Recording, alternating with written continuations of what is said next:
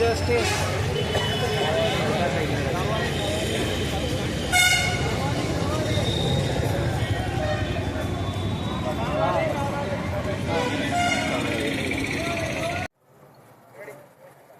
నా పేరు doctor K Ramesh అండి. నేను Andhra Pradesh junior doctors association vice president అండి.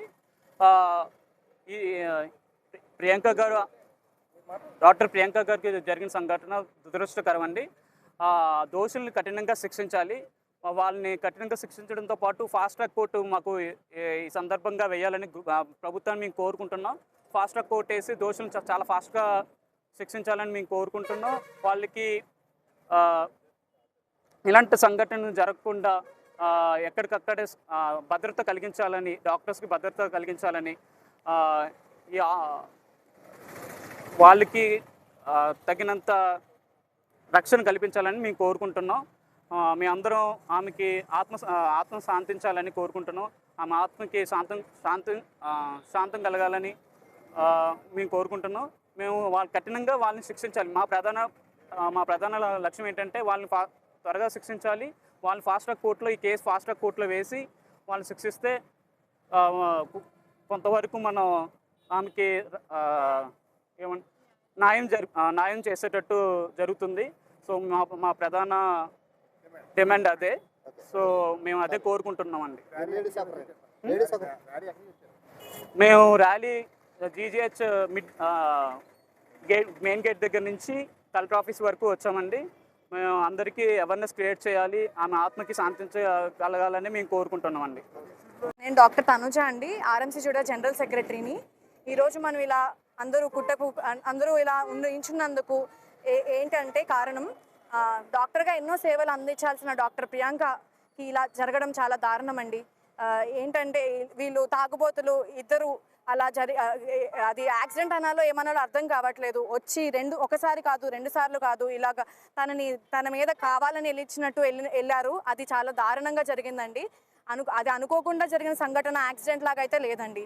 ఇలాగా అవ్వకుండా మన వాళ్ళు గవర్నమెంట్ ఇలాంటివి జరగకుండా చాలా జాగ్రత్తలు తీసుకోవాలని కోరుకుంటున్నాను.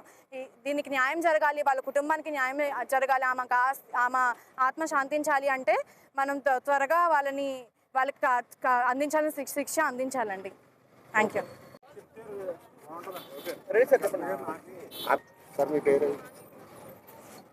నమస్తే అండి, నా పేరు డాక్టర్ విజయశేఖర్. నేను professor and head of the department of న్యూరోసర్జరీగా పనిచేస్తున్నాను రంగరాయ వైద్య కళాశాలలో. ఈరోజు మా రంగరాయ వైద్య కళాశాలలో చదువుతున్న, అలాగే జీజీహెచ్లో పనిచేస్తున్న మా విద్యార్థులందరూ కూడా ఇటీవల రాజమండ్రిలో జరిగిన దుర్ఘటనలో ఒక పోస్ట్ గ్రాడ్యుయేట్ వైద్య విద్యార్థిని మరణానికి గురైంది. ఇదేంటంటే చాలా శోచనీయమైన విషయం. మామూలుగా రోడ్ యాక్సిడెంట్స్ అనుకోకుండా మానవ తప్పిదం వల్ల జరిగితేనే మనం చాలా బాధపడతాం.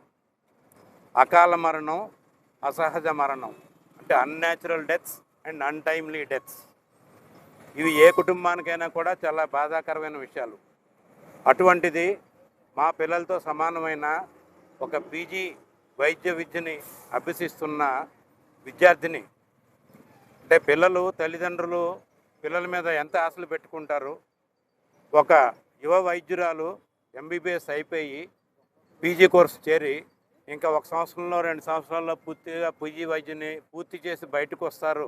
వాళ్ళు సమాజంలో సేవ చేస్తారు, వాళ్ళు ఇంకా ఎంతో ప్రగతి సాధిస్తారు అనుకుంటున్న సమయంలో ఇలాగా ఒక అమానవీయంగా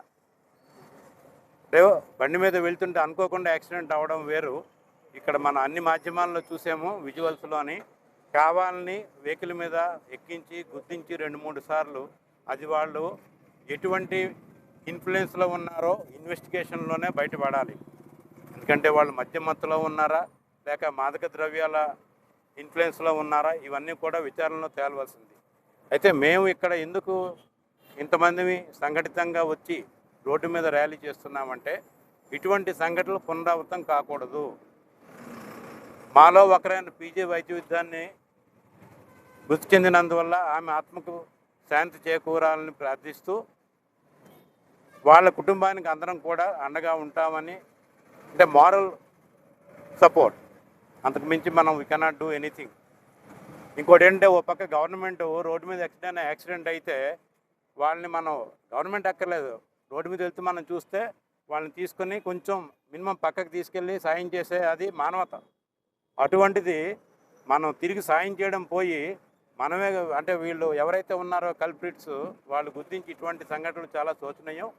ఇవి మళ్ళీ పునరావృతం కాకుండా ఉండాలంటే కఠినమైన చర్యలు తీసుకోవాలి చట్టంలోని.